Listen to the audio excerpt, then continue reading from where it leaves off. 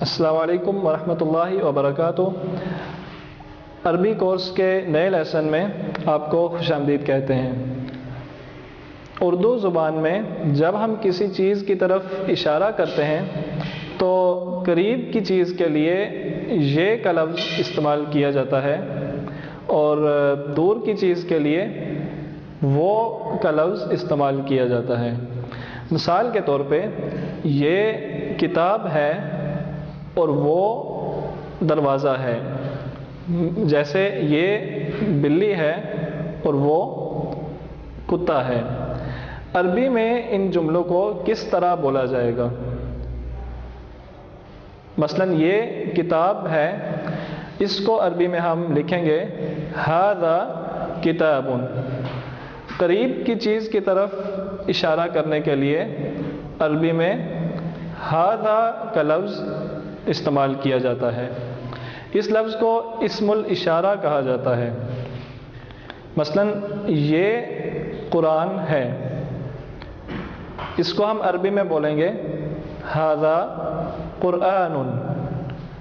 یہ درخت ہے، اس کو عربی میں بولیں گے ھذا شجر۔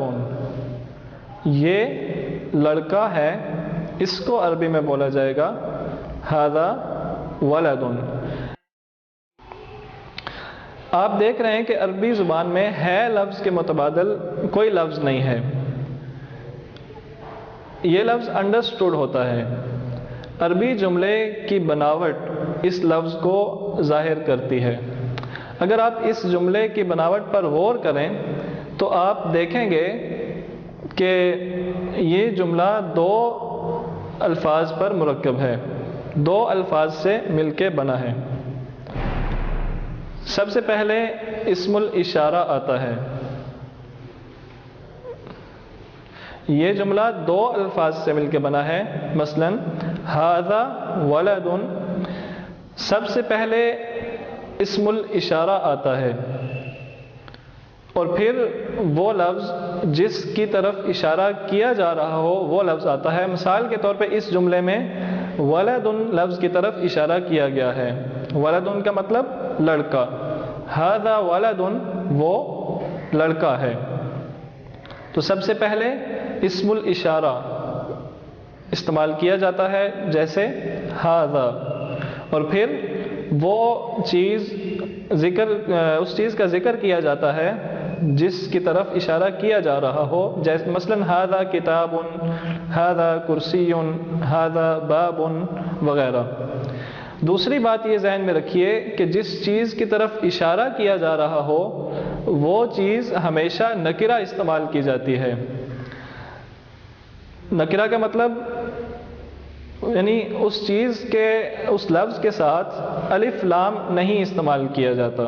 اور تیسری چیز یہ ذہن میں رکھیے کہ جس لفظ کی طرف اشارہ کیا جا رہا ہو وہ لفظ ہمیشہ مرفوع ہوتا ہے۔ مرفوع کا مطلب کیا ہے؟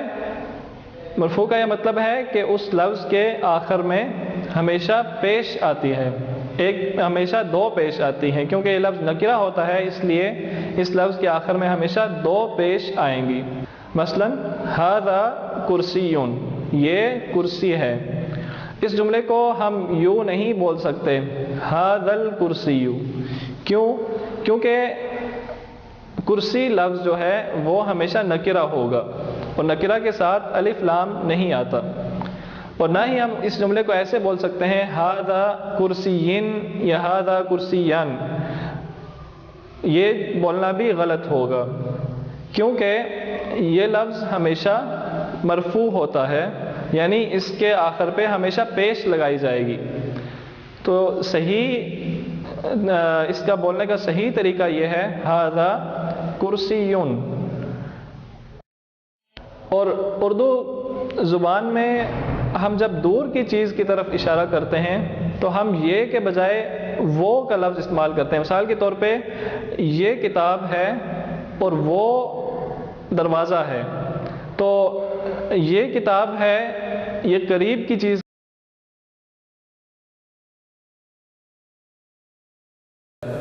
عربی زبان میں بھی دور کی چیز کے لیے الگ لفظ بولا جاتا ہے اور قریب کی چیز کے لیے الگ لفظ بولا جاتا ہے۔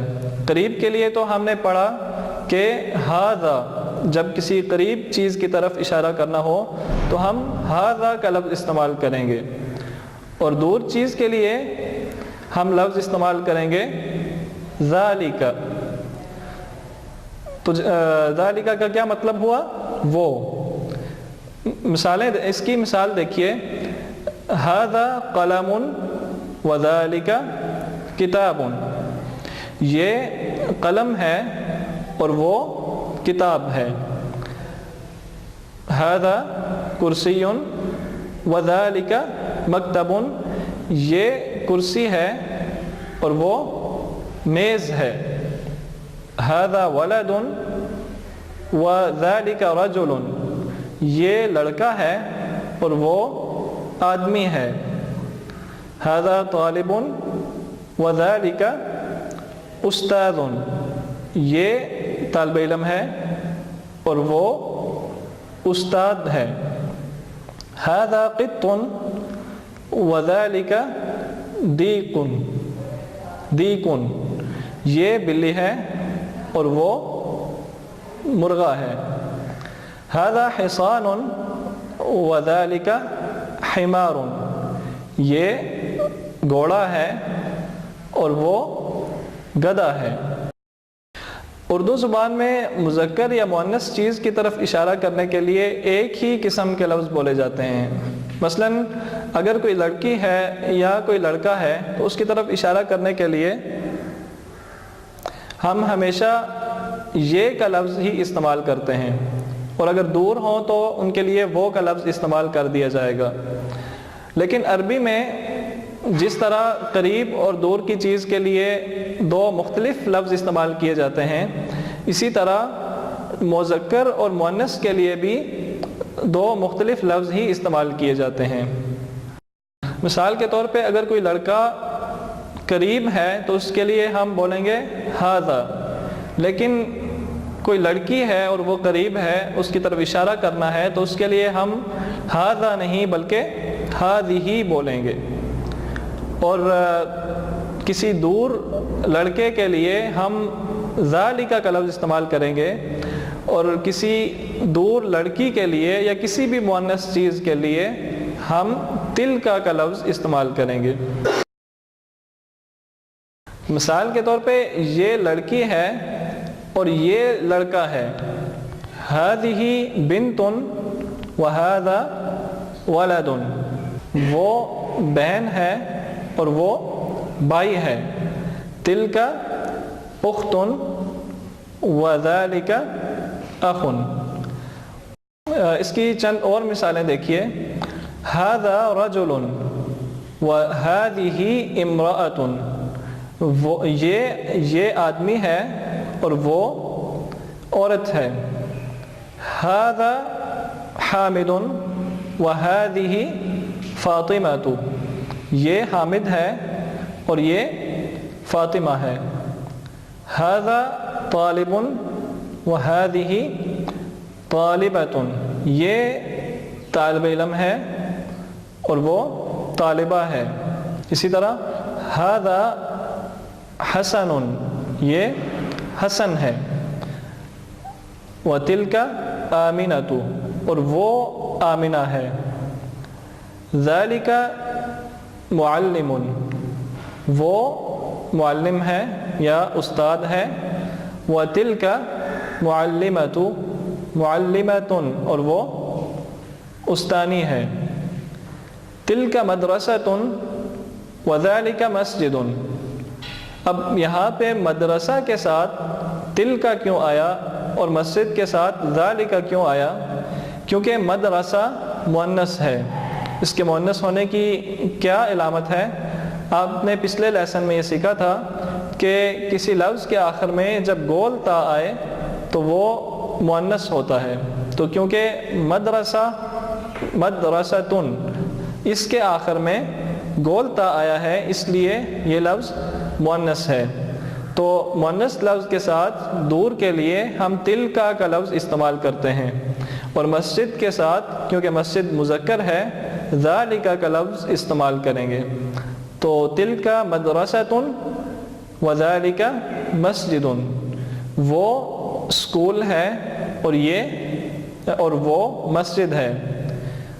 ھذا دکان وتلک مکتبۃ، یہ دکان ہے اور وہ لائبریری ہے. آئیے چند اردو جملوں کی عربی بناتے ہیں. مثال کے طور پہ ہم نے اگر یہ کہنا ہو کہ یہ پینسل ہے تو ہم کیسے کہیں گے؟ ہم کہیں گے ھذا قلم، یہ پینسل ہے. اور ما ھذا، یہ کیا ہے؟